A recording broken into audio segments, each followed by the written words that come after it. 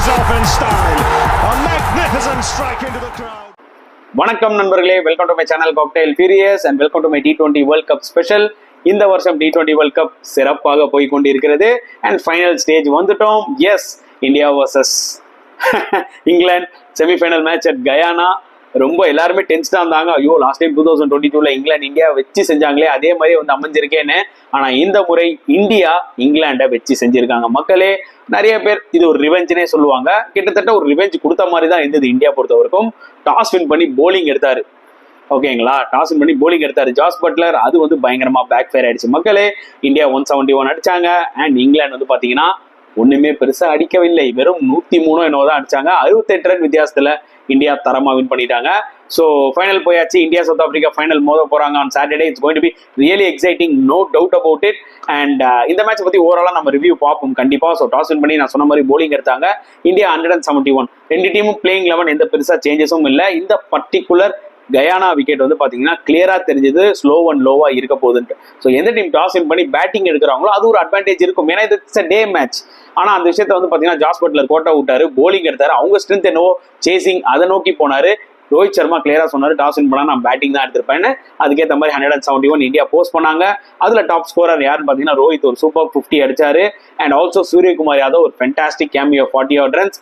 ஹர்திக் பாண்டியா, ஜடேஜா, அக்சர் பட்டேல் எல்லாருமே வந்து பாத்தீங்கன்னா ஒரு இம்பார்ட்டன்ட் கேமியோ ஆடி 171 அடிச்ச காரணம் இவங்களா தான் ஒரு மிகப்பெரிய ஒரு reason. At the same time Virat கோலிக்கு அனதர் ஃபெயிலியர். கொஞ்சம் கஷ்டமா தான் இருக்குங்க. அதாவது அவரோட டெக்னிக்ல கிளாஸ்ல எந்த பிரச்சனையுமே இல்லை. அவரோட மைண்ட் செட் தான் ஒரு மிகப்பெரிய ப்ராப்ளமா இருக்கோ அப்படின்னு எனக்கு தோணுது. பிகாஸ் ஒரு ஷாட் சூப்பரா ஒரு ஃபிளிக்ல ஒரு 6 ஒன்று விட்டாரு, விட்டுட்டு அடுத்த பால் ஜென்ரலா சிங்கிள் எடுப்பாரு. இதே பழைய விராட் கோலியா இருந்தா. பட் எல்லா பாலுமே அடிக்கணும்னு சொல்லி என்னைக்குமே விராட் விளையாட மாட்டாரு. பட் இந்த பர்டிகுலர் வேர்ல்டு கப்ல ஒரு மிகப்பெரிய ஃபெயிலியர் ஆயிருக்க காரணம் என்னன்னு பாத்தீங்கன்னா அவரோட ஷாட் செலெக்ஷன். ரொம்ப சீக்கிரமா எல்லா பாலுமே அடிக்கணும் ட்ரை பண்ணும்போது அவுட் ஆயிடுறாருன்றதான் கிளியர் கட்டா தெரியுது. பொறுத்து பார்க்கலாம். லக்கிலி இந்தியா வந்து நல்லா பர்ஃபார்ம் பண்ணி ஃபைனல் போயிட்டாங்க. இன்னும் ஒரு சான்ஸ் இருக்கு விராட்டுக்கு ப்ரூவ் பண்றதுக்கு சூப்பரா. Let's wait and see. At the same time Shivam Dube வந்து பாத்தீங்கன்னா ஒரு ஏமாற்றம். ஏன்னா ஒரு க்ரூஷியல் சிச்சுவேஷன்ல உள்ள வராரு. ஃபர்ஸ்ட் பாலே வந்து அவுட் ஆறது வந்து பாத்தீங்கன்னா ரொம்ப கஷ்டமா இருந்தது பார்க்கும் போதே. ஏன்னா க்ரூஷியல் சிச்சுவேஷன் அந்த டைம்ல துபே கிட்ட இருந்து நம்ம கொஞ்சம் எதிர்பார்க்கிறோம். ஒரு 2 6 எதிர்பார்க்கிறோம். ஒண்ணுமே இல்லாத பால ஃபுட் ஒர்க் இல்லாம சும்மா ஓபன் பேஸ் பண்ணி எட்ஜில் அவுட் ஆனாரு. இது வந்து அவரோட பிளேஸே வந்து பாத்தீங்கன்னா ஒரு கொஸ்டினபிளா இருக்கிற மாதிரி இருக்கு. ப்ரோ, நீங்க இப்படிதான் விளையாட போறீங்கன்னா அதுக்கு ஒரு பியூர் பேட்ஸ்மேன் லைக் ஜெய்ஸ்வாலோ இல்ல சாம்சனோ உள்ள கொண்டு வந்துடலாமோ அப்படின்ற லெவலுக்கு நான் திங்க் பண்ண, என்னையே அப்படி திங்க் பண்ண ஆரம்பிச்சிட்டாங்க. ஏன்னா நீ என்னையே ஏன் அப்படி திங்க் பண்ண வச்சுட்டாங்கன்னு நான் சொல்ல வரேன்னா, நான் இவ்வளவு நாளா பேக் பண்ணிட்டு இருந்தேன். நம்ம லைவ்ல வந்து பாத்தீங்கன்னா நிறைய சப்ஸ்கிரைபர்ஸ், நிறைய வியூவர்ஸ் ப்ரோ சத்தியமா இவரை தூக்கிடணும் ப்ரோன்னு சொன்னாங்க. நான் அவரை பேக் பண்ணிட்டு தான் இருந்தேன். பட் இந்த மாதிரி ஒரு கிரிட்டிக்கல் செமிஃபைனல் மேட்ச்ல அவர் இந்த மாதிரி கோல்டன் டக் அவுட் ஆறாருன்னா அவர் அவுட் ஆன விதம் தான் எனக்கு கஷ்டமா இருந்தது. அவர் தூக்கி அடிச்சு அவுட் ஆயிருந்தா கூட எனக்கு பெருசா தெரிஞ்சிருக்காது. இதே மாதிரி ஃபைனல்ல நடந்ததுன்னு வச்சுக்கோங்க, குவாலிட்டி ஃபாஸ்ட் பவுலர்ஸ் இருக்காங்க சவுத் ஆப்பிரிக்கா கிட்ட, அப்போ கண்டிப்பா அது ஒரு மிக லெவல்ல பேசப்படும் அவர் சொதப்பினார்னா. பட் எனிவே பொறுத்தது பார்க்கலாம். இந்தியா முதல்ல சேஞ்சஸ் பண்றாங்களா இல்லையான்றது தெரியல. பட் தூபே பொறுத்த வரைக்கும் ஒரு டிசப்பாயிண்டிங்கான ஒரு இன்னிங்ஸ் தான் சொல்ல முடியும். First ball golden duck and ஓவராலா 171 ஸ்கோர் இந்த பிச்சில் பார்க்கும்போது எனக்கு ஃபீல் ஆச்சு கைஸ். எனக்கு என்ன ஃபீல் ஆச்சுன்னா, ஓகே இது ஒரு நல்ல ஸ்கோர். இதுதான் லைவ்லயும் சொல்லியிருந்தேன், இந்த ஸ்கோர் ஒரு நல்ல ஸ்கோர். ஏன்னா ஸ்லோ அண்ட் லோ விக்கெட் அவ்வளோ ஈஸி கிடையாது சேஸ் பண்றது. And Indian spinners especially Axar, Jadeja வந்து பாத்தீங்கன்னா ஸ்டெம் டு ஸ்டெம் போடுவாங்க. It won't be that much easy. ஏன்னா நீங்க ஸ்வீப் ரிவர்ஸ் ஸ்வீப்லாம் விளையாடும் போது பாத்தீங்கன்னா பால் நீங்க எதிர்பார்த்த பவுன்ஸ் வராது. புரியுதா உங்களுக்கு? அப்படி லோ கெப்ட் ஆகும். அதே மாதிரி தான் இந்த மேட்ச்ல பாத்தீங்கன்னா சில பேட்ஸ்மேன்ஸ் ஸ்வீப் ஆடி ரிவர்ஸ் ஸ்வீப் ஆடி அவுட்டும் ஆயிருக்காங்க. புரியுதா உங்களுக்கு? ஸோ அந்த வகையில வந்து பாத்தீங்கன்னா 172 டார்கெட்டை சேஸ் பண்ண ஸ்டார்ட் பண்ண இங்கிலாந்து வந்து பாத்தீங்கன்னா பாசிட்டிவா ஸ்டார்ட் பண்ணாங்க. பட்லரும் சரி, சால்ட்டும் சரி, அக்சர் பட்டேல கரெக்டா அந்த 4வது ஓவர் கொண்டு வந்தாரு ரோஹித் சர்மா.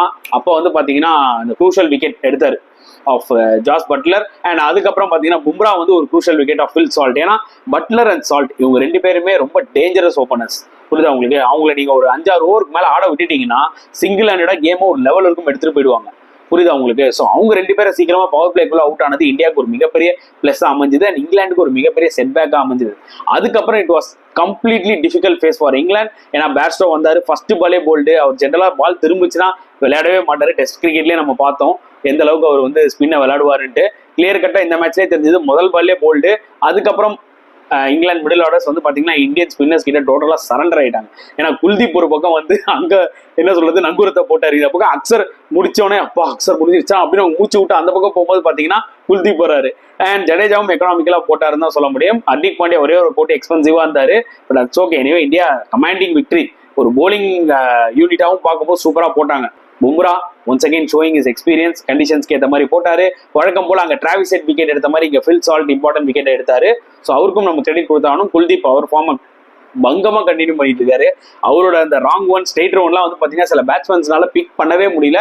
ஸோ ஃபைனல்னு வரும்போது கண்டிப்பா பும்ரா அண்ட் குல்தீப் வழக்கம் போல வந்து பாத்தீங்கன்னா ட்ரம்ப் கார்டா தான் இருக்க போறாங்க. அதுல no doubt about that guys. And சரியான வின். ஒரு இந்த மாதிரி இந்தியா டாமினேட் பண்ணி இங்கிலாந்து அடிப்பாங்களான்னு நீங்க கேட்டிருந்தீங்கன்னா சத்தியமா நம்ம அப்படி பண்ணிருப்பாங்க நம்ம நினைச்சு பார்த்துருக்க மாட்டோம். It might be a close match நினைச்சிருப்போம். நான் அப்படிதான் ஃபீல் பண்ணேன். இது ஒரு க்ளோஸ் மேட்சா தான் இருக்க போகுது, அவ்வளவு ஈஸியா இந்தியாவுக்கு இருக்க போறது இல்லை அப்படின்ற மாதிரி தான் நினைச்சேன். மேபி ஒரு ஸ்லோ பிச்சுன்றதுனால கொஞ்சம் கடைசி வரைக்கும் கேம் போகும், கடைசி வரைக்கும் இங்கிலாந்து புஷ் பண்ணுவாங்க.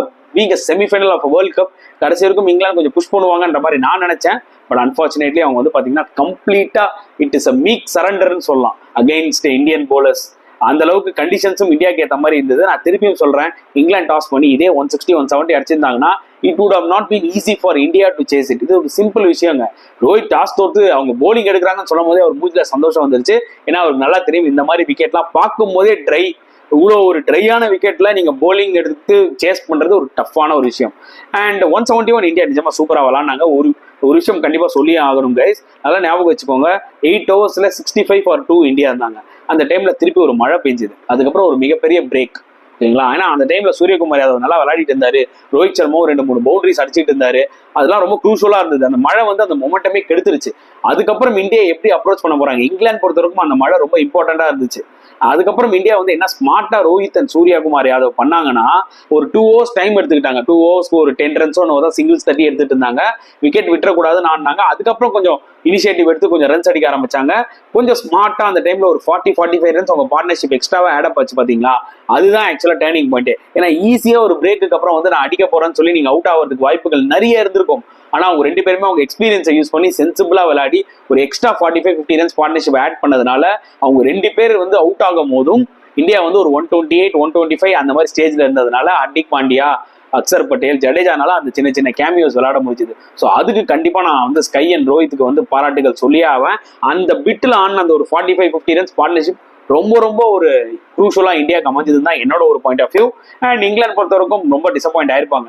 ஏன்னா ஹோப்ஸ் நிறைய இருந்தது அவங்க மேல. நல்லா ஞாபகம் வச்சுக்கோங்க கைஸ், இந்தியா வந்து அன்பீட்டனா வராங்க, பெரிய பெரிய டீம் அடிச்சுட்டு வராங்க. இந்தியா பாகிஸ்தான் அடிச்சிருக்காங்க, ஆஸ்திரேலியாவை அடிச்சிருக்காங்க. பட் இங்கிலாந்து அப்படி கிடையாது. ஆஸ்திரேலியாவோட தோத்துருக்காங்க, சவுத் ஆப்பிரிக்காவோட தோத்துருக்காங்க. அவங்க அடிச்சுட்டு வந்த டீம்லாம் பாத்தீங்கன்னா Oman, Namibia, to some extent West Indies ஒரு டீம் அடிச்சாங்க.